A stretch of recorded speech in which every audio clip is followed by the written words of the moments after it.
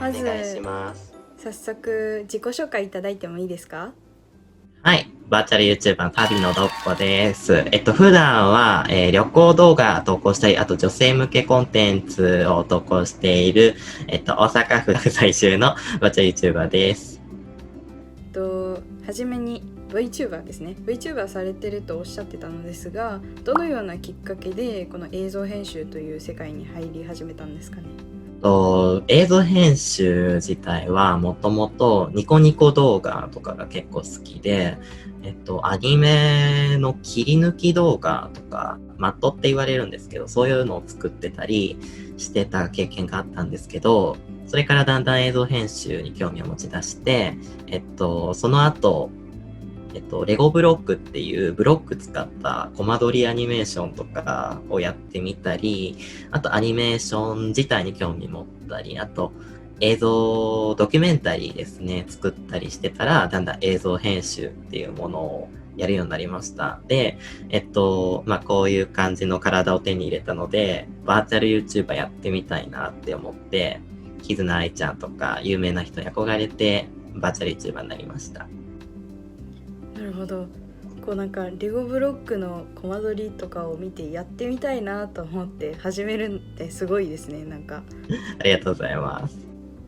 では次なんですけれども、ずっと映像編集を勉強されてるそうなんですが、始めた時とか周囲の方の反応とかはどうでしたか？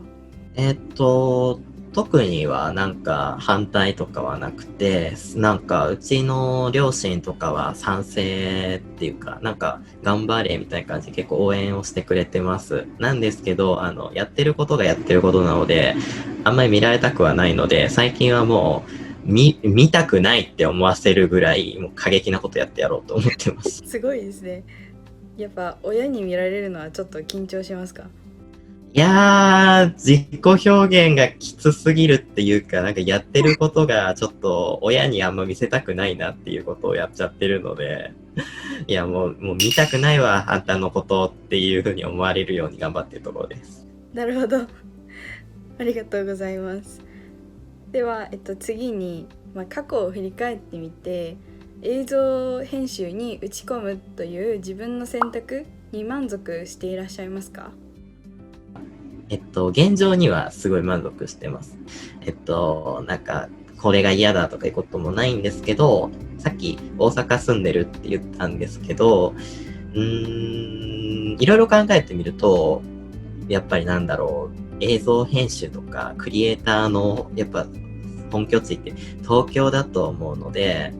出身が広島だから近くの都会の大阪に出たいなって思って、大阪に来たんですけど、どうせだったら東京に出て、なんかためらわずに東京に出て、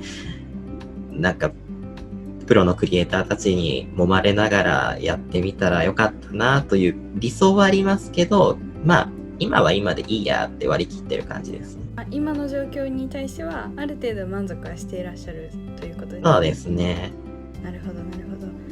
じゃあ次の問題いかせていただきますね。はい。世間の考えとしてアート系の仕事はあんまり儲からないよっていうのがあると思うんですけれども、なんかそこまで振り切れた映像編集の魅力って何ですかね？映像編集の魅力自体は、人に分かりやすく伝えることができるっていうことだと思います。例えば、感動だったり、あと知識だったりをすごい分かりやすく説明するんじゃなくて映像とかで見せるっていうのができるのは映像編集だけだと思うので、そういう分かりやすく人に伝えるっていうのはできるんじゃないかなって思って、そこを魅力だと思っています。で、お仕事に関しては、今 YouTube とかに参入する企業さんが増えてたりするので、フリーランスとかじゃなくって企業所属とかになってしまえばお金自体にはあんまり困らないんじゃないかなという思いがあるので、人によりけりかなっていう感じです。確かにアート系の仕事っていろいろありますもんね。儲かるものは儲かるっていうところもありますよね。そうですね。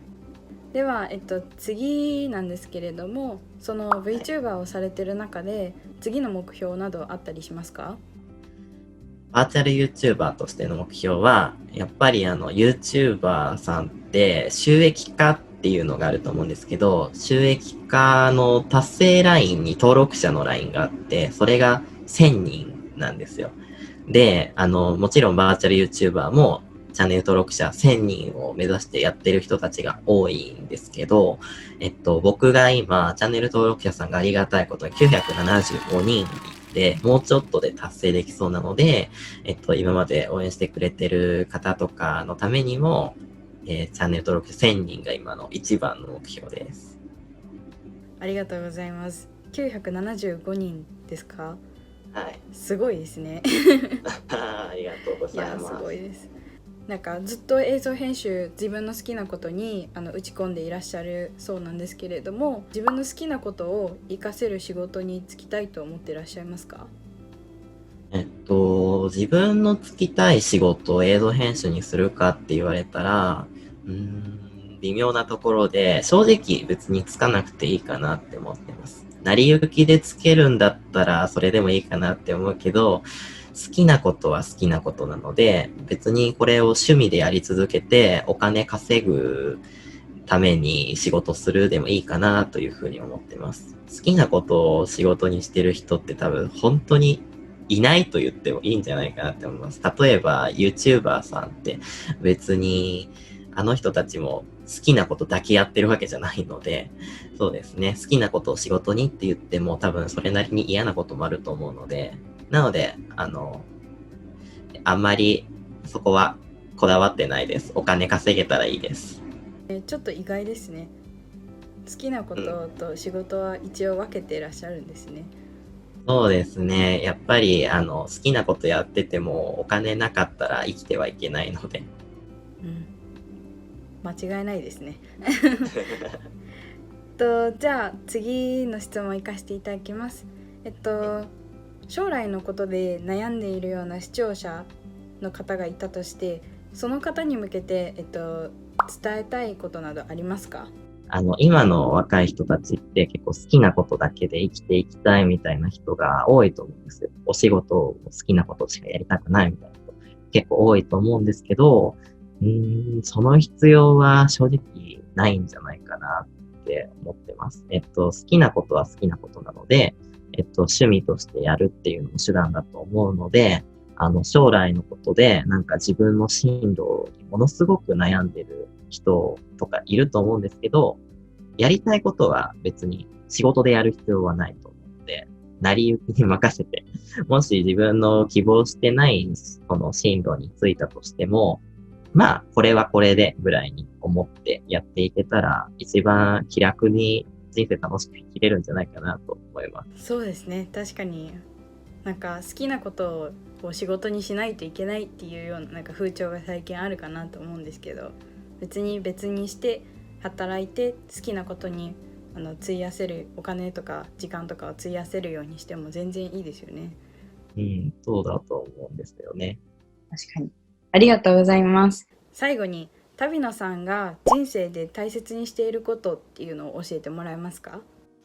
我慢しないことですかね。やっぱりなんか、これやりたいのにとか、あれやりたかったんだけどな、みたいなのって結構いっぱい人生の中であると思うんですけど、やった後悔、やって失敗した後悔より、やらなかったことの後悔って挽回ができないので、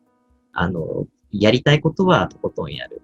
で、我慢しないっていうのが大事なんじゃないかなって思います。なんか、いろいろ理由があると思うんですよ。やらないこととかって。でも、できるだけその理由を取り除いて、できるだけもうやるっていうことが大事なんじゃないかなって思って動いてます。なるほど。確かにあれですよね。我慢せずに一回やりたいと思ったことはやった方がいいですよね。そうですね。抑圧されちゃうと楽しくないですよ。うん。なんかすごく刺さりました。ありがとうございます。これでインタビューの方は以上になります。ありがとうはい。ございました。ありがとうございました。